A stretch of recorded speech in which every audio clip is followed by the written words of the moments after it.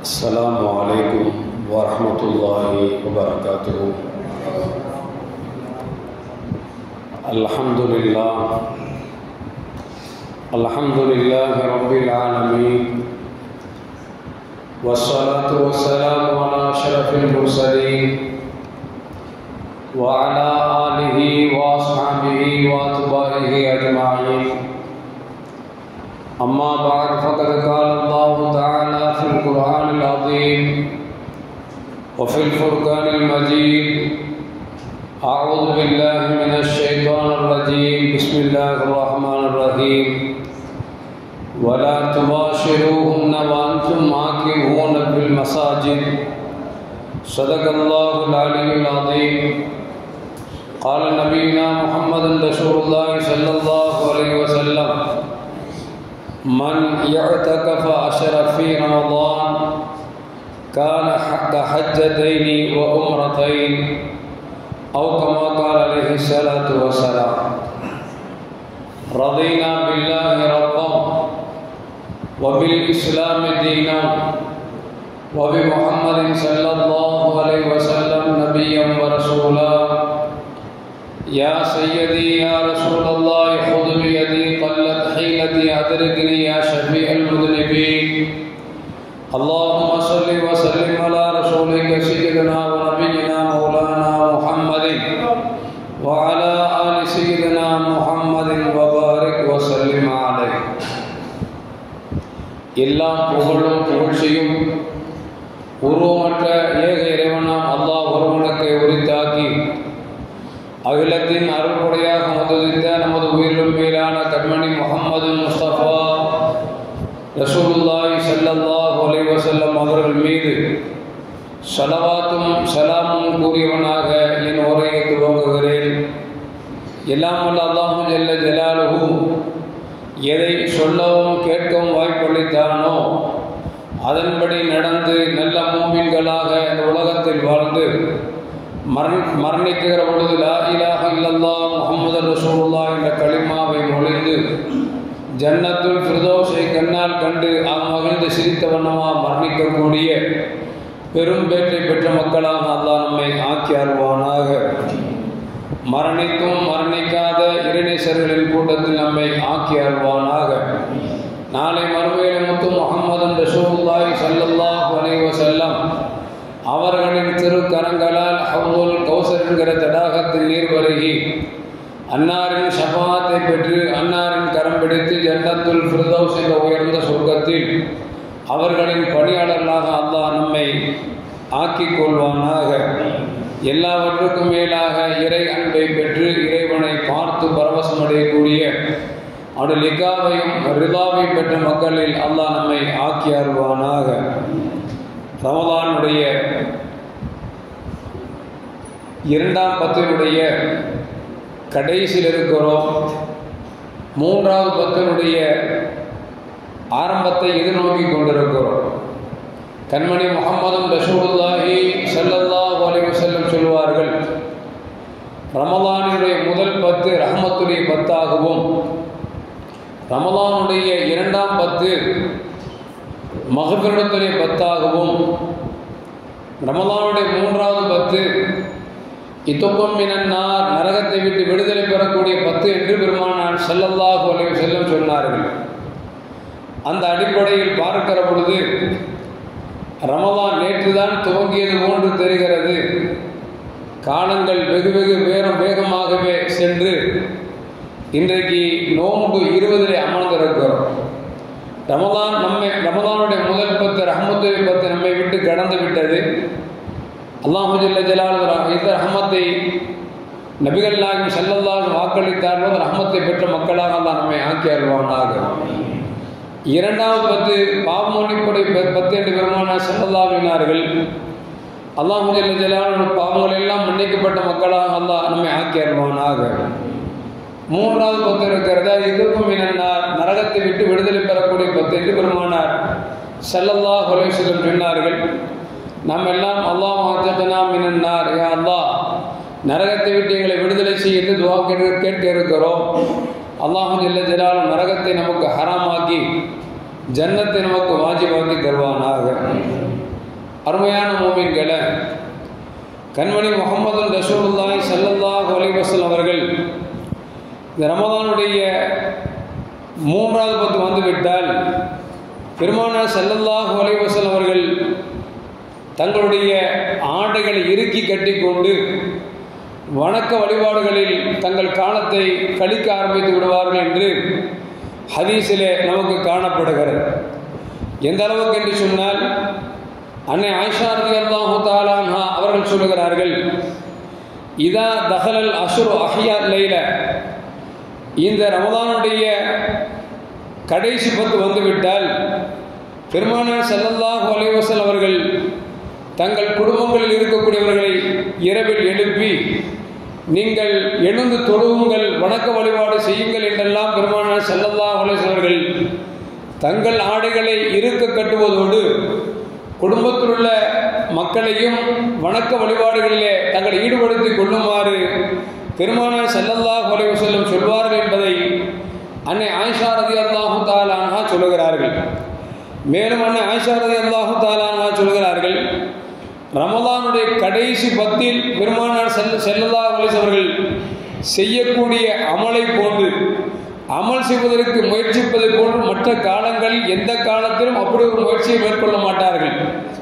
அந்த அளவுக்கு பெருமானார் ஸல்லல்லாஹு அலைஹி வஸல்லம் அவர்கள் ரமலானுடைய அந்த கடைசி பத்தில் தங்களால் எந்த அளவுக்கு முடியுமோ அந்த அளவுக்கு வணக்க வழிபாடுகளில் தங்கள் காலத்தை செலவழிப்பார் என்பதை நபிகள் நாயகம் ஸல்லல்லாஹு அலைஹி வஸல்லம் வாழ்வை பற்றி அன்னை ஆயிஷா ரலியல்லாஹு தஆலா அன்ஹா நமக்கு சொல்லி காட்டுகிறார்கள். அந்த அடிப்படையில் பார்க்கிற பொழுது பெருமானார் ஸல்லல்லாஹு அலைஹி வஸல்லம் அவர்கள் ரமலானுடைய கடைசி பத்தில் இஅ்திகாஃப் இருந்திருக்கிறார்கள் என்பது வரலாறு நமக்கு சொல்லி காட்டுகிறது, ஹதீஸ் நமக்கு சொல்லி காட்டுகிறது. இஅ்திகாஃப் என்றால் என்ன என்பதை நாம் முதல் அர்த்தத்தை தெரிய வேண்டும். இஅ்திகாஃப் என்று சொன்னால் எல்லாவற்றையும் விட தனித்திருந்து தன்னைத்தானே அடைகாத்துக் கொள்ளுதல், இறைவனுடைய திருப்தி எதிர்பார்த்து, லைலத்துல் கத்ருடைய இறைவனுடைய இரவை எதிர்பார்த்து பள்ளிவாசலில் தனித்திருக்கிறார்களே, இதற்கு பெயர் தான் இஅ்திகாஃப் என்று சொல்லப்படும். இந்த இஅ்திகாஃப் 3 வகைப்படும். இஅ்திகாஃப் எடுத்துக்கொண்டோம் என்று சொன்னால், சாதாரண காலங்களில் நாம் பள்ளிவாசலுக்கு வருகிற பொழுது ஒழு செய்து விட்டு பள்ளிவாசலுக்குள் வலது காலை எடுத்துக்கொள்ளே வைப்போம். அப்படி வைக்கிற பொழுது நாம் துஆ ஓதுவோம், அஸ்ஸலாத்து வஸ்ஸலாமு அலைக்க யா ரசூலல்லாஹ், அல்லாஹ் மக்ஃபிர் லி தம்பி, அல்லாஹ் மஃப்தஹ் லி அப்வாப ரஹ்மத்திக என்று துஆவை ஓதி வலது காலை எடுத்து பள்ளிக்குள் நாம் கால் வைப்போம். அப்படி வைக்கிற பொழுது நாம் நியத்து செய்ய வேண்டும், நவைத்துல் இஅ்திகாஃப மா தும்து ஃபி ஹாதல் மஸ்ஜித், நான் இந்த பள்ளிவாசலில் எவ்வளவு நேரம் இருக்கிறேனோ அந்த நேரம் எல்லாம் நான் இஅ்திகாஃப் இருக்கிறேன் என்று நியத்து செய்துதான் பள்ளிக்குள்ள வரணும். நம்ம யோசிக்கிறப்போ இதுவரைக்கும் தெரியாம போச்சு அப்படின்னு நினைக்கிறோம். என்ன காரணம் அப்படின்னா, பொதுவாகவே பள்ளிவாசல்களை பொறுத்த வரைக்கும் எப்பொழுது இமாம் சாப் பயான் பண்ணி முடிகிறாரோ அப்பதான் மக்களுடைய கூட்டங்கள்லாம் பள்ளிக்குள்ள வரும். அதனால பல தடவை சொன்னாலும் கூட நம்ம கேட்காத மாதிரி இருக்கு. என்ன காரணம், நம்ம பயானுக்கு வந்து சேர்றது இல்லை. அல்ஹம்துலில்லாஹ் ரமஸானுடைய மாசங்கிறதுனால இவ்வளவு கூட்டம் பள்ளிவாசலுக்கு ரொம்ப சந்தோஷம். ரமதான் அல்லாத காலத்துல பார்த்தா இங்கே 2 தூண் இருக்கும், 2 தூண் ஒரு ஆள் உட்கார்ந்து இருப்பாரு, இந்த பின்னால் சுவர் இருக்கும், அங்க ஒரு 2 பேர் உட்கார்ந்து இருப்பாங்க. ஆரம்பிக்கும் போது பார்த்தா ஒரு 5 பேர் இருப்பாங்க. மார்க்கம்ங்கிறது போய் சேர்றது ரொம்ப கஷ்டமா இருக்கு. இந்த மார்க்கம் போய் சேராதனால யாரெல்லாம் விற்பனர்களாக இருக்கிறார்களோ, தங்கள் உரையை விற்று தன்னுடைய வயிற்றை வளர்க்கிறார்களோ அவர்களுக்கு இரையாகி சுன்னத் ஜமாத் கொள்கையிலிருந்து அப்பாற்பட்டு போகக்கூடிய ஒரு அவல சூழ்நிலை நம் சமூகத்தில் அதிகம் ஏற்பட்டதற்கு காரணம் என்று சொன்னால், ஒரு ஜும்மாவை கூட இந்த சுன்னத் ஜமாத் அல்லாத கூட்டத்தில் இருக்கிறார்களே அவர்கள் முழுமையாக கேட்காததன் காரணமாகத்தான் வலுதவரை போனதற்கு முழுக்க முழுக்க காரணம் என்பதில் அறுதியிட்டு உறுதி கூறலாம் என்பதை நாம் மனதில் வைத்துக் கொள்ள வேண்டும். அருமையான மக்களை, எதற்கு சொல்வார்கள் என்று சொன்னால், பள்ளிக்குள்ள வரும்பொழுது ஒழு செஞ்சுட்டு வலது காலம் எடுத்து வைக்கிறோம், அஸ்ஸலாத்து வஸ்ஸலாமு அலைக்க யா ரசூலுல்லாஹ் என்று சொல்லி நபியின் மீது ஸலவாத்தும் ஸலாம் சொல்ல வேண்டும். அதுக்கப்புறம் அல்லாஹ் மக்ஃபிர் லி தம்பி, யா அல்லாஹ் என் பாவத்தை மன்னித்துக் கொள் என்று சொல்ல வேண்டும். அல்லாஹ் மஃப்தஹ் லி அப்வாப ரஹ்மத்திக, யா அல்லாஹ் அருள் வாசல் எனக்கு திறந்து வை என்று சொல்லி உள்ளே வர வேண்டும். உள்ளே வருகிற பொழுது நான் பள்ளியில் இருக்கும் காலமெல்லாம் ஏத்திகாப் இருக்கிறேன் என்கிற நிய்யத்தோடு வந்தோம் என்று சொன்னால், பள்ளியில் நீங்கள் தொழுதாலும் சரி, தொழவில்லை என்றாலும் சரி, இருக்கும் காலமெல்லாம் உங்களுக்கு நன்மை கிடைக்கும். இது ஒரு ஏத்திகாப். இப்போ நம்ம ஊருக்கு வந்தோம்னா பாங்க 1 மணிக்கு சொல்றாங்கன்னு வச்சுங்களேன், 1:30 மணிக்கு தொழுகை. நம்ம மிஞ்சி போனா ஒரு தொழுகைக்கு ஒரு 1/4 மணி நேரத்துக்கு முன்னாலேயோ அல்லது 10 நிமிஷத்துக்கு முன்னாலேயோ அல்ல அறக்க புறக்க இமாம் சாப் தக்பீர் கட்டும் போது வந்துடுறோம்னு வச்சுங்களேன், வந்துட்டா குறைஞ்சபட்சம் ஒரு 15 நிமிஷமா பள்ளிவாசல் இருப்போம். அந்த 15 நிமிஷம் ஏத்துக்காவுடைய நன்மை கிடைக்க வேண்டும் என்றால் பள்ளிக்குள் வருகிற பொழுது இந்த நியத்தை செஞ்சுட்டு வரணும். 2வது ஏத்திகாப் என்ன அப்படின்னா, ரமதான் காலங்களில் பெருமானார் ஸல்லல்லாஹு அலைஹி வஸல்லம் அவர்கள் கடைசி 10 அவர்கள் ஏத்திகாப் இருந்திருக்கிறார்கள். அந்த ஏத்திகாப் இருப்பது என்பது சுன்னத்து முஅக்கதா என்பது மட்டுமல்ல, ஃபர்து கிஃபாயா என்று மார்க்கம் நமக்கு சொல்லி காட்டுகிறார். அது என்ன ஃபர்து கிஃபாயா? ஜனாஸா தொழுகை பார்த்துறீங்களா, தொழுகிறது ஃபர்து கிஃபாயா. என்ன அப்படின்னா, ஜனாஸா தொழுகை என்பது ஒருவர் மரணித்து விட்டால் அவரை தொழுக வைத்து நல்லடக்கம் செய்வது அந்த முஸ்லிம்கள் மீது, அந்த ஊர் மக்கள் மீது கடமை. அதுல எல்லோரும் வராவிட்டாலும் கூட ஒரு 10 பேர் வந்தாங்க அல்லது 4 பேர் வந்தாங்க அல்லது ஒரு ஆள் வந்து தொழுதுட்டாலும் அந்த குற்றம் என்பது அந்த ஊரில் இருக்கக்கூடிய எல்லா முஸ்லிம்கள் மீது குற்றமற்றவராக ஆக்கப்படுவார். யாருமே தொழலன்னு வச்சுங்களேன், யாருமே ஜனாஸா அடக்கலன்னு வச்சுங்களேன், எல்லோரும் குற்றவாளி ஆகிடுவாங்க. அப்ப நம்ம சொல்ல முடியாது, மூத்தா போனது என் மாமா இல்ல, என் மச்சான் இல்ல, அதனால எனக்கு தேவையில்லை அப்படின்னு சொல்ல முடியாது. ஏன்னா ஒரு முஸ்லிம் மரணித்து விட்டால் அவரை குளிக்க வைத்து தொழுக வைத்து நல்லடக்கம் செய்வது என்பது வசிக்கக்கூடிய ஊரின் மீது கட்டாய கடமை. அதுல 1-2 பேர் செஞ்சிட்டாலும் அந்த கடமை என்பது எல்லோரும் மீது நீங்கிவிடும். இது பேர் ஃபர்து கிஃபாயான்னு சொல்லுவாங்க. அதுபோன்று ரமலான் மாதத்தில் கடைசி 10 பள்ளிவாசல் ஏத்திகாப் இருப்பது என்பது ஃபர்து கிஃபாயா. ஊர்ல 2 பேரோ 4 பேரோ 10 பேரோ இருந்தா ஆகும்.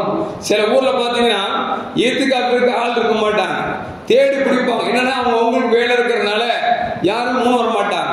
இந்த கிராமங்கள்ல பாத்தீங்கன்னா வயசான பெரியவர், அவருக்கு தொழுகை என்னன்னு தெரியாது, பள்ளிவாசல் என்னன்னு தெரியாது, கஞ்சிக்கு கஷ்டப்படுவார். அவரை கூப்பிட்டு, பாபா வாங்க பள்ளிவாசல 10 நாள் இருங்க, நோம்பு வச்சுக்கோங்க, உங்களுக்கு ஈத்துக்காப்பு முடிஞ்ச உடனே ஒரு 5000 ரூபாய் தர்றோம், ஒரு சாலை போட்டு கண்ணியப்படுத்துன்னு சொல்லி அவரை விலைக்கு வாங்கி உட்கார வச்சு அப்படியெல்லாம் செய்வாங்க. அல்லாஹ் கோவில நம்முடைய பள்ளிவாசல்லையோ சிட்டியில அப்படி நடக்கிறது இல்லை. யாராவது 2 பேரா வந்துடுறாங்க. ஆனா நல்லா கவனிக்கணும், இந்த இஅ்திகாஃப் இருப்பது என்பது தன்னை பரிசுத்தப்படுத்திக் கொள்வதற்காக, இறைவனோடு தன் நெருக்கத்தை அதிகப்படுத்திக் கொள்வதற்காக பெருமானார் ஸல்லல்லாஹு அலைஹி வஸல்லம் இந்த இஅ்திகாஃபை சுன்னத்து முஅக்கதாவாக, ஃபர்து கிஃபாயாவாக இந்த உம்மத்துக்கு செய்திருக்கிறார்கள். இந்த இஅ்திகாஃப் என்பது மக்கள் தொழக்கூடிய 5 நேரம் தொழக்கூடிய இடத்தில் தான் இஅ்திகாஃப் இருக்கிறதே தவிர ஆண்கள் பள்ளிவாசலும் பெண்கள் அவரவர் வீடுகளில் தொழக்கூடிய ரகசிய அறையில் இஅ்திகாஃப் இருப்பது என்பது அவசியம் என்பதை நாம் விளங்கிக் கொள்ள வேண்டும். இப்போ பள்ளிவாசலே இல்லை, சில பேர் கூடாரம் அடிச்சு வச்சிருப்பாங்க, என்னைக்கா தேவைப்பட்ட தொழுவாங்க, இல்லைன்னா போயிடுவாங்க. அப்படி சில இடங்கள்ல இன்னைக்கு இருக்குது. அந்த மாதிரி இடத்துல இஅ்திகாஃப் இருந்தா இஅ்திகாஃப் கூட விளங்குச்சுங்களா? அப்போ 5 வக்து தொழக்கூடிய நடக்கக்கூடிய இடமாக இருக்க, பள்ளிவாசலாக இருக்க வேண்டும். அந்த இடத்தில் தான் இஅ்திகாஃப் இருக்க வேண்டும். இன்னும் சொல்ல போனால் ஹனபி மதகபை பொறுத்த வரைக்கும் ஜும்மா நடக்கக்கூடிய பள்ளிவாசலாக இருக்க வேண்டும் என்பதையும் மார்க்கம் நமக்கு சொல்லி காட்டுகிறது. இப்போ இஅ்திகாஃப் இருக்க வேண்டும் என்பதை மார்க்கம் நமக்கு சொல்லி காட்டுகிறது. இஅ்திகாஃப் இருந்தா எங்களுக்கு என்ன பயன்? நம்ம கேட்போம்ல, இஅ்திகாஃப் 10 நாள் இருக்கிறது ஃபர்து கிஃபாயான்ட்டீங்க, சுன்னத் முஅக்கதான்ட்டீங்க, இப்போ இஅ்திகாஃப் இருக்கிறதுனால எங்களுக்கு என்ன நன்மை என்று பெருமானார் ஸல்லல்லாஹு அலைஹி வஸல்லம் நமக்கு சொல்லி தருகிறார்கள்.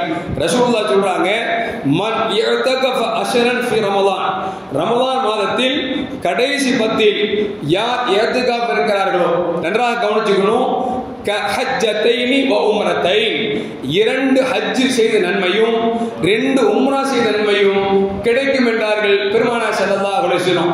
நம்ம அல்லாஹ்ட்ட கேட்கிறோம் இல்லையா, அல்லாஹ் கபா உடனடியா காமிச்சு ரஹ்மானே, ரசூலுல்லாஹ் ரவுலாவை காமிச்சு ஹஜ்ஜோட நசீபை கொடுத்து உம்ராவோட நசீப் கொடுத்து கேட்கிறோம் இல்ல, அந்த கேட்டும் கிடைக்க பாக்கியம் இல்லாதவர்கள், செய்யக்கூடிய சக்தி இல்லாதவர்களுக்கு ரசூலுல்லாஹ் சொல்றாங்க, நீங்க 10 நாள் கொஞ்சம் குடும்பத்தை எல்லாம் திறந்து உலகத்துடைய ஆசாபாசம் திறந்து 10 நாள் நீங்க பள்ளிவாசல் ஈத்தைக்காக இருந்தா 2 ஹஜ்ஜும் 2 உம்ராவும் செய்த நன்மை கிடைக்கும் என்றார்கள் பெருமானார் ஸல்லல்லாஹு அலைஹி வஸல்லம்.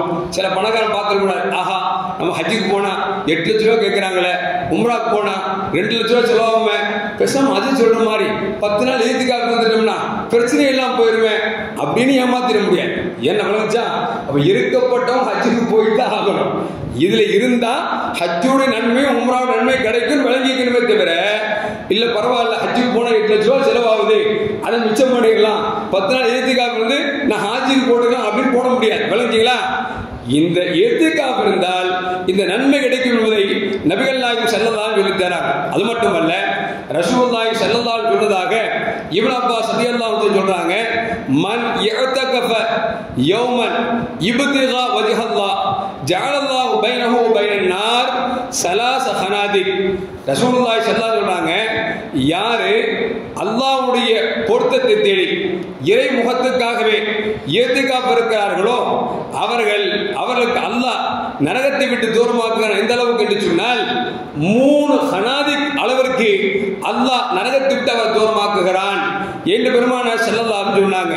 அந்த ஹனாதிக் அப்படின்னா என்ன அர்த்தம் அப்படின்னா, கிழக்கு இருந்து மேற்கு வரைக்கும் எவ்வளவு தூரம் இருக்கும் நம்மளால வந்து பார்த்துருக்கோமா? இல்ல. எங்க போய் நின்றாலும் அது எட்டாக்கணியாகத்தான் இருக்கும். கிழக்கு இருந்து மேற்கு வரைக்கும் எவ்வளவு தூரம் இருக்கிறதோ இது ஒரு ஹனாதிக். அப்படி என்றால் 3 ஹனாதிக் அளவிற்கு நரகத்தை விட்டு தூரமாக்குறார் என்று சொன்னால் ரசூலுல்லாஹ் உறுதியா சொல்றாங்க, நரகத்துக்கு போக மாட்டாங்கிறாங்க. என்ன சொல்றாங்க? இத்திகாஃப் இருக்கிறவரு அவர் நரகத்துக்கு போக மாட்டாருங்கிறது அப்படி ரசூலுல்லாஹ் என்ன சொல்றாங்க? இவ்வளவு தூரமாக்கப்படுகிறார் என்றால் இவர் நரகத்துக்கு போக மாட்டாரு அப்படிங்கிறத நபிகள் நாயகம் ஸல்லல்லாஹு அலைஹி வஸல்லம் நமக்கு சொல்லி தராங்க. அது மட்டுமல்ல, அன்னை ஆயிஷா ரலியல்லாஹு அன்ஹா சொல்றாங்க, ரசூலுல்லாஹி ஸல்லல்லாஹு அலைஹி சொன்னாங்க, மன் இஅ்தகஃப ஈமானன் வ இஹ்திசாபன் குஃபிர லஹு மா தகத்தம மின் தன்பிஹி. யார் அல்லாஹ்வுக்காக நல்ல எண்ணத்தோடு இத்திகாஃப் இருக்கிறார்களோ அவர்கள் முன் சென்ற பாவங்கள் எல்லாம் மன்னிக்கப்படுகிறது என்றார்கள் நபிகள் நாயகம் ஸல்லல்லாஹு அலைஹி வஸல்லம். பாவம் மன்னிப்பு கிடைச்சிருது, நரகத்தை விட்டு தூரமாக்கப்படுகிறது, 2 ஹஜ்ஜுடைய நன்மையும் 2 உம்ராவுடைய நன்மையும் கிடைக்குது. அப்படின்னா நாம இந்த இத்திகாஃப் விஷயத்துல கொஞ்சம் பாரதூரமா சிந்திக்கிறோம். இன்னும் சொல்ல போனா, உழைக்கிற வாலிபர்களாக இருந்தா அவங்க கூட இன்னைக்கு முன் வந்துட்டாங்க. சில வெட்டியா வயசான பெரியவங்க இருப்பாங்க, அவங்க பாத்தீங்கன்னா உடல் உபாதியா இருந்தா வந்து இருக்க வேண்டிய அவசியம் இல்லை. சும்மா உட்கார்ந்து வீட்டுல உட்கார்ந்து டிவி பார்த்துட்டு இருப்பாங்கல்ல, வீட்டுல உட்கார்ந்தா பொம்பளை சண்டை நடந்தே இருக்கும், வீட்டுக்குள்ள குழப்பம் நடந்தே இருக்கும். இந்த மாதிரி மக்கள் நினைச்சீங்கன்னா நமக்கு காலம் கடந்துருச்சு, வீடு போங்குது, காடு வாங்குது, நினைச்சுக்கிறோம், நன்மை நிறைய தேடும் அப்ப நினைச்சுக்கிறோம். இது போன்ற நாட்களில் நம்மை இத்திகாஃப் பள்ளிவாசலில் தடுத்து வைத்துக் கொண்டு அல்லாஹ்வுடைய தொடர்பில் இருப்பதற்கு நாம் நிறைய முயற்சிக்க வேண்டும். ஆனா வாலிப வயசுக்குள்ள கூட லீவு போட்டு வந்துடுறாங்க. இந்த வெட்டியா வீட்டுல உட்கார்ந்து குடும்பத்தோடு சண்டை போட்டுருக்காங்க பாத்தீங்களா, இந்த பெருசு எப்படா போகணும்னு நினைப்பாங்க பாருங்க. அவங்க தான் நினைச்சதெல்லாம் இது போன்ற வணக்கத்துக்கு கொஞ்சம் தயாராக இல்லாம இருக்கிறாங்க. அதனால முடிஞ்ச வரைக்கும் பெரியவர்கள் நினைக்கிறோம் அப்படின்னா, காலங்கள் கடந்து கொண்டே இருக்கு. பாக்குறோம்லங்க, நோம்பு இப்பதான் வந்த மாதிரி இருந்துச்சு, 20 நாள் வேகமா போயிடுச்சு. நம்ம ஆச்சரியப்படுறோம். நல்லா விளங்கிக்கணும், 20 நாள் என் ஆயுள் கழிகிறது என்று சொன்னால் இன்னும் எவ்வளவு நாள் பாக்கி இருக்குன்னு தெரியல, எவ்வளவு நாள் பாக்கி இருக்குன்னு தெரியல. அதனால முடிஞ்ச வரைக்கும் நம் ஆயுளை அல்லாஹ்வின் பக்கம் ரசூலின் பக்கம் நெருக்க வேண்டும் என்றால் இது போல நல்வணக்கங்களின் பக்கம் நாம் நம்மை திருப்ப வேண்டும் என்பதைத்தான் நபிகள் நாயகம் ஸல்லல்லாஹு அலைஹி வஸல்லம் நமக்கு சொல்லி தருகிறார்கள். அருமையான மூமின்களே, நபிகள் நாயகம் ஸல்லல்லாஹு அலைஹி வஸல்லம் எப்பொழுது மக்காவிலிருந்து மதீனாவுக்கு ஹிஜ்ரத் செய்தார்களோ, ஹிஜ்ரத் செஞ்சு கிட்டத்தட்ட 10 ஆண்டுகள் மதீனாவில் இருந்தார்கள். மதீனாவில் இருக்கும் காலம் எல்லாம் ஒரு வருடம் கூட பெருமானார் ஸல்லல்லாஹு அலைஹி வஸல்லம் இத்திகாஃப் இல்லாமல் இல்லை. 10 வருஷமும் ரசூலுல்லாஹ் இத்திகாஃப் இருந்திருக்கிறார்கள். இன்னொரு ஆச்சரியம் என்ன தெரியுமா? ஸல்லல்லாஹு அலைஹி வஸல்லம் கடைசி ஆண்டு ரசூலுல்லாஹ் கடைசி ஆண்டு மூத்தா போற நேரத்தில் 10 நாட்கள் அல்ல 20 நாட்கள் இத்திகாஃப் இருந்திருக்கிறாங்க. அப்போ 11 இருந்து 30 வரைக்கும் இத்திகாஃப் இருந்திருக்கிறாங்க. எப்பொழுதும் ஜிப்ரீல் அலைஹிஸ்ஸலாம் நினைச்சுவாங்க அப்படின்னா வருஷம் ரசூலுல்லாஹி ஸல்லல்லாஹு அலைஹி வஸல்லம் முழு குர்ஆனை ரமதானில் ஓதி காமிப்பார்கள். எப்பொழுது பெருமானார் ஸல்லல்லாஹு மரணிக்கக்கூடிய அந்த ஆண்டில் 2 தடவை குர்ஆனை ஓதி காமித்தார்கள் என்றும் வரலாற்றில் காணப்படுகிறது என்று சொன்னால், அருமையான முஃமின்களே, நாமும் யோசிக்கிறோம், மௌத் நெருங்கிறதுக்கு முன்னால நம்ம எப்போ மௌத்தா போ நம்ம கையில இல்ல, ரசூலுல்லாஹ்க்கு சொல்லி காமிக்கப்பட்டது. ரசூலுல்லாஹ் முன்னாலேயே நான் எப்போ மௌத்தா போவேன்னு சஹாபாக்களுக்கு பல கட்டத்துல அறிவிச்சிருக்கிறாங்க. நமக்கு அந்த அறிவிப்பு கூட கிடையாது. இந்த பேசிட்டு இருக்கிற அடுத்த அசர நான் இருப்பேனா கடப்பேனான்னு தெரியல. ரப்புல் ஆலமீன் கையில இருக்கு. அல்லாஹ் ஜல்லல்லாஹு எல்லோருக்கும் நீண்ட ஆயுளை தருவானாக. எதுக்கு சொல்ல வர அப்படின்னா, நம் கரத்தில் எதுவும் இல்லைங்கிற பொழுது, நாம் காலங்கள் கடக்கிற பொழுது, நம்முடைய தாடுகள் எல்லாம் நிறைக்கிற பொழுது, தலையில் உள்ள முடியெல்லாம் நிறைத்த பொழுது நாம விளங்கிக்கணும் நமக்கு ஆயுளும் ரொம்ப நெருங்கிருச்சு நினைக்கும். ஏன்னா இப்ராஹிம் அலைஹிஸ்ஸலாம் கிட்ட இப்ராஹிம் அலைஹிஸ்ஸலாம் இஸ்ராயில்ட்ட சொன்னாங்களா, இஸ்ராயிலே என் உயிர் எடுக்கும் பொழுது எனக்கு 3 அடையாளம் காமிச்சிட்டு தான் உயிர் எடுக்கணும் அப்படின்னாங்களாம். அப்போ அல்லாஹ் சொன்னான், சரி இப்ராஹிம் கேட்கிற மாதிரி 3 அடையாளத்தை காமிச்சிடலாம் சொல்லி அல்லாஹ் சொல்லிட்டான். உடனே பார்த்தா இப்ராஹிம் அலைஹிஸ்ஸலாத்துக்கு நேரம் நெருங்கும் பொழுது இஸ்ராயேல் அலைஹிஸ்ஸலாம் வந்துட்டாங்க. வந்த உடனே பா வாங்க போகலாம், எங்க அல்லாஹ்ட்ட கூட்டு போறதுக்கு வந்திருக்கிறேன், நான் தான் மலக்குல் மௌத் வந்திருக்கிறேன், உயிரெடுக்க வந்திருக்கிறோன்னே, எப்பா நான் தான் அல்லாஹ்ட்ட சொன்னேன் 3 காரணம் இல்லாம என்னை கூட்டு போக கூடாதுன்னு சொல்லி நீ என்ன திடீர்னு வந்து பிடிக்கிற அப்படின்னு அல்லாஹ் சொன்னானா 3 காரணம் வந்துருச்சு. என்ன அப்படின்னா, 1 தலையில தாடியில இருக்கிற முடியெல்லாம் நிறைச்சு போச்சு, இது ஒரு அடையாளம். 2வது தோலெல்லாம் சுருங்கி போச்சு, 2வது அடையாளம். 3வது கூணு உழுந்து போச்சு, அந்த நெஞ்சு நிமித்து நடக்கிற நட அப்படி குனிஞ்சிருச்சு. இந்த 3 அடையாளத்துக்கு பிறகு வேற என்ன வேணும், நீங்க கூடிய நான் என்ன செய்யறது வாங்கன்னு கூட்டு போயிட்டாங்க. அந்த மாதிரி நாம விளங்கிக்கணும். வெள்ளத்தாடி நினைச்சிட்டா பெயிண்ட் அடிச்சா மட்டும் போகாது, நமக்கு வயசாச்சுன்னு விளங்கிக்கணும். விளங்கிட்டீங்களா? தோல் சுரும்ப விளங்கிக்கணும். நமக்கு இஸ்ராயல் வர காத்துட்டு இருக்கான்னு விளங்கிக்கணும். எப்போ உட்கார்ந்துட்டு எந்திரிக்க முடியலையோ, நிமிர்ந்து நிக்க முடியலையோ விளங்கிக்கணும். நமக்கு ஆயுள் முடிஞ்சு போச்சு நினைக்கணும். நம்ம என்ன செய்யணும்னா, அந்த சாயத்தை பூசி இந்த சாயத்தை பூசி மேக்கப் பண்ணி வயசு நம்ம 60 வயசு ஆள போய் பாபா அப்படின்னா யாரை பார்த்து பாபா அப்படின்னு சொல்லி நம்மளே மிரட்டுறார். அல்லாஹ் காப்பாத்து. எதுக்கு சொல்ல வர்ற அப்படின்னா, வயசாயிடுச்சு அப்படின்னா காலங்கள் கடந்துருச்சு, இருக்கிற காலங்களை பயன்படுத்தணும் அப்படிங்க. அதுக்காக வாலிபர்கள் 60 வயசு வாழ்வோம், நமக்கு இப்பெல்லாம் அவசியம் இல்லை நினைச்சிடக் கூடாது. ஏன்னா மௌத் இன்னைக்கு பார்த்த சிறு வயது பிள்ளைகள் தான் அதிகமாக மரணிக்கிறார்கள் அப்படிங்கிற செய்தி இன்னைக்கு நமக்கு தகவல் வருது. என்னன்னு கேட்டா நம்ம சொல்றோம், அவரு 70 வயசு வாழ்ந்தாருன்னா அந்த காலத்துல சாப்பாடு அப்படி இருந்துச்சு, இந்த காலத்துல சாப்பாடு வெறும் மருந்துல இருக்கு அப்படின்னு நாம என்ன செஞ்சுக்கிறோம், ஒரு டயலாக் விட்டுக்கிறோம். தவிர கியாமத் நாள் அடையாளத்தில் 1 இளைஞர்கள் மரணம் அதிகரிக்கும் என்றார்கள் நபிகள் நாயகம் ஸல்லல்லாஹு அலைஹி வஸல்லம். அதனால் இளைஞர்கள் முடிந்த வரைக்கும் இந்த விஷயத்தில் நன்மையை தேடுவதில் நாம் கொஞ்சம் கண்ணும் கருத்துமாக இருக்க வேண்டும். அருமையான முஃமின்களே, இத்திகாஃப் இருக்கிற பொழுது நோன்போடு தான் இருக்க வேண்டும் தவிர நோன்பு இல்லாமல் இருக்கக்கூடாது. ஏன்னு சொன்னால் ஆயிஷா நாயகி சொல்லுவாங்க, லா இத்திகாஃப் இல்லா பிஸௌம், நோன்பு இல்லாமல் இத்திகாஃப் இல்லை. இத்திகாஃப் இருந்துட்டாவே நோன்போடு தான் இருக்கணும் அப்படிங்கிற செய்தியும் நபிகள் நாயகம் ஸல்லல்லாஹு அலைஹி வஸல்லம் நமக்கு சொல்லி தராங்க.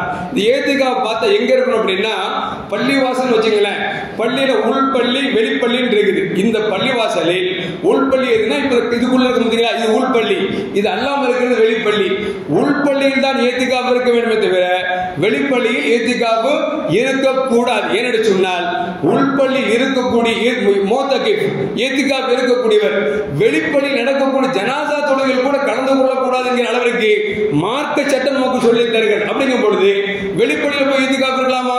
வெளிப்பள்ளியில் இத்திகாஃப் இருப்பது என்பது மார்க்கத்தில் தடை செய்யப்பட்டிருக்கிறது அப்படிங்கிறதையும் விளங்கிக் கொள்ள வேண்டும். அது மட்டுமல்ல, அருமையான முஃமின்களே, இத்திகாஃப் இருக்கக்கூடியவர்கள் நாம் முடிந்த வரைக்கும் நாம் எந்த இடத்தில் இருக்கிறோமோ அந்த இடத்தையே நாம் தெரிவெடுத்துக் கொள்ள வேண்டும். தவிர நம்ம டைம் போர் அடிக்கும் சொல்லிட்டு கஞ்சி காய்ச்சல் போய் பேசிட்டு இருக்கலாம், அந்த தொப்பி பேசிட்டு இருக்கலாம் அப்படின்னு சொல்லி போனீங்கன்னா இத்திகாஃப் கூடாமல் போய்விடும் அப்படிங்கிற விளங்கிக்கணும். எந்த அளவுக்கு சொன்ன அருமையான முஃமின்களே, ஸல்லல்லாஹு அலைஹி வஸல்லம் இத்திகாஃப் தன் தேவையை கழிப்பதற்காக வீட்டுக்கு போனாங்கன்னா இடையே நோயாளி வந்தா கூட நடந்து கொண்டே விசாரிப்பார்கள் தவிர நின்று கொண்டு விசாரிக்க கூடாது. அது மட்டுமல்ல, அன்னை உருவா ரலியல்லாஹு தஆலா சொல்றாங்க, இத்திகாஃப் இருக்கிறாங்கல்ல அவங்களுக்கு சுன்னத்தான செயல் என்ன அப்படின்னா, அல்லாஹ் யஊது மரீதன், நோயாளி சந்திக்காம இருக்கிற சுன்னத். பொதுவாகவே ஒரு முஸ்லிம் நோயாளி ஆயிட்டா அவரை சந்திக்கிறது கடமை அப்படின்னு மார்க்கம் சொல்லி தரும். ஆனா ஏத்திகாப் இருக்கக்கூடியவருக்கு சுன்னத் என்ன அப்படின்னா, நோயாளி ஆனவரை நோய் விசாரிப்பதற்காக செல்லக்கூடாது என்பதை மார்க்கம் சொல்லி தருகிறது. அது மட்டுமல்ல, நோய் விசாரிக்காம அவர் ஏத்திகாப்ல இருந்தாலும் நோய் விசாரிச்சா என்ன நன்மை கிடைக்குமோ அதை விசாரிக்காமலே இவருக்கு நன்மை கிடைக்கும் என்பதையும் நமக்கு மார்க்கம் சொல்லி காட்டுகிறது. அது மட்டுமல்ல, வலா யஷ்ஹதுல் ஜனாஸா, ஜனாஸாவில் கலந்து கொள்ளக்கூடாது. ஜனாஸா தொழுகை வருது வச்சுங்களேன், ஜனாஸா வந்து நமக்கு இங்க வச்சு பெரிய துருவமா இல்லையா, இப்ப ஏத்துக்க உள்படியில் இருந்தாருன்னா ஜனாஸாவில் கலந்து கொள்வது கூட மார்க்கம் தடை செய்கிறது என்பதை நமக்கு ஸல்லல்லாஹு ஹதீஸ் நமக்கு சொல்லி காட்டுகிறது. இப்படி இருக்கிற பொழுது நாம் பள்ளிவாசல் ஏத்திகாப்பு கொண்டு மற்ற வேலைகள், உதாரணத்துக்கு வச்சுங்களேன், கஞ்சி எடுத்து ஊத்துறது, நோம்பாளிகள் பணிவிடை செய்யறது, இதுவெல்லாம் மார்க்கத்தில் கூடாது அப்படிங்கிறது நம்ம நல்லா தெரிஞ்சுக்கணும். இன்னும் சொல்ல போனா பாத்ரூமே வந்தா கூட நீங்க பாத்ரூமுக்கு போயிட்டு உடனே வந்து உடனே தவிர அங்க கல்ல உட்கார்ந்துக்கிட்டு 10 நிமிஷம் ஒரு ஆட்டை பேசுறது, இன்னொரு நீங்க ஏத்திகாப்பு அவர் கேட்டு அவர் 10 நிமிஷம் பேசுறது, இப்படி பேசிக்கொண்டு இருப்பதும் நம் ஏத்திகாப்பை முறித்துவிடும் என்பதை நபிகள் நாயகம் ஸல்லல்லாஹு அலைஹி நமக்கு சொல்லித் தரார். இப்போ பள்ளிவாசலுக்குள் வருகிற பொழுது நீ வைக்கக்கூடிய ஒரு ஏத்திகாப்பு, ரமலானில் 10 நாள் இருக்கக்கூடிய ஏத்திகாப், இது ரெண்டு பார்த்துருக்கோம். இப்போ ஏத்திகாப் வாஜிபுன்னு ஒன்று இருக்கு. என்ன அப்படின்னா, நாம ஏதாவது நினைச்சு, உதாரணத்துக்கு பிள்ளைக்கு உடம்பு சரியில்லை, என் பிள்ளைக்கு உடம்பு சரியில்லை, சரி சரியானா ஏத்திகாப் இருக்கேன்னு நினைக்காரு, அப்படி நினைச்சிட்டா அவர் ஏத்திகாப் வந்து வாஜிப், கட்டாய கடமை. உமர் ரலியல்லாஹு தஆலா அன்ஹு ரசூலுல்லாஹ்ட்ட கேட்டாங்க, யா ரசூலுல்லாஹ், குன்து நதர்து ஃபில் ஜாஹிலிய்யா அன் அஅதகிப லைலத்து ஃபில் மஸ்ஜிதில் ஹராம். மக்கா பள்ளிவாசல்ல நான் வந்து ஐயாமுல் ஜாஹிலியால நான் ஏத்திகாப் இருக்கிறதா நதிர் பண்ணிக்கிட்டேன், நான் செய்யட்டுமா, ஏத்திகாப் இருக்கட்டுமா என்று கேட்ட பொழுது ரசூலுல்லாஹ் சொன்னாங்க, ஆமா கட்டாயம் இருந்துதான் ஆக வேண்டும் என்று நபிகள் நாயகம் ஸல்லல்லாஹு அலைஹி சொன்னார்கள்.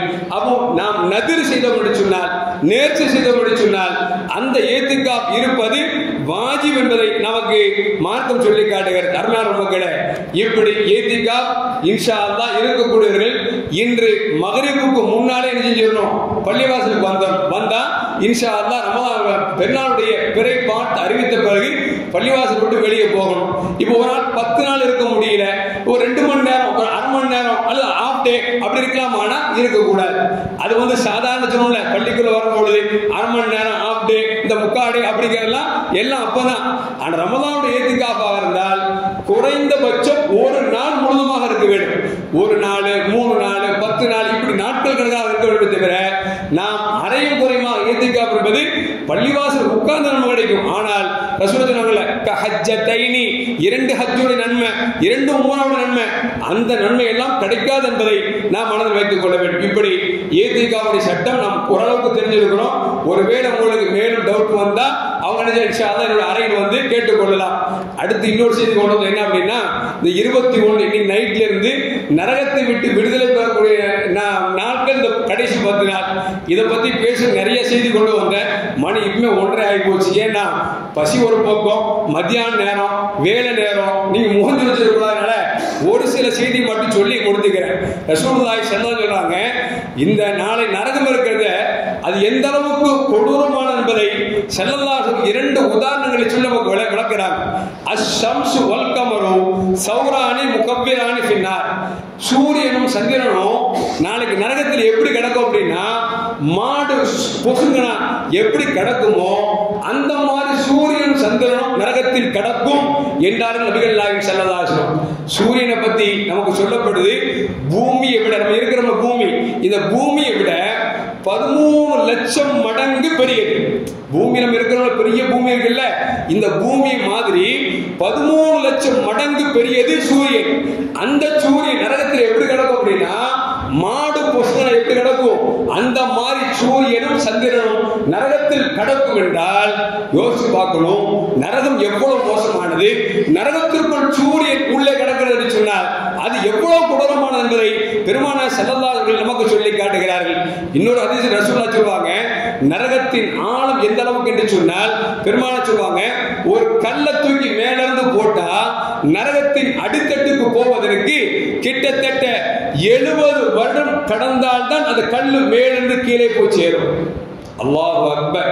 மேல கல்லு தூக்கி போட்டோம்னா நரகத்தினுடைய அடிப்பகுதி இருக்குல்ல, அதுல போய் சேரணும் அப்படின்னா 70 வருடங்கள் ஆனால் தான் அந்த கல் போய் சேரும் என்று சொன்னால் அந்த நரகம் எந்த அளவுக்கு கொடூரமான என்பதை கொஞ்சம் யோசித்து பார்க்க வேண்டும். அது மட்டுமல்ல அருமையான முஃமின்களே, ரசூலுல்லாஹி ஸல்லல்லாஹு அலைஹி சொல்றாங்க, இந்த உலகத்தில் இருக்கக்கூடிய நெருப்பு இருக்கிறது, நெருப்புனா இந்த லாஸ் ஏஞ்சல்ஸ்ல இப்ப நெருப்பு பிடிச்சி இல்ல பார்த்தோம் 10 நிமிஷத்துல பல ஏக்கர் 10 நிமிஷத்துல பல ஏக்கர் பிடிச்சி பார்த்தீங்களா? இது ஒரு நகரம் தான், இது ஒரு நகரம் தான். நகரத்துக்கே இவ்வளவு பவர்னா நரகத்துக்கு எந்த அளவுக்கு பவர் வச்சு பார்க்கணும். சொல்றாங்க உலகத்தை கொளுத்தினால் எவ்வளவு நெருப்பு இருக்கும். லாஸ் ஏஞ்சல்ஸ் நம்மளாம் பதவதச்சு போயிட்டோம். அமெரிக்கா நாசமா போயிடுச்சு, அமெரிக்கா காலியாக பேசணுமா இல்லையா?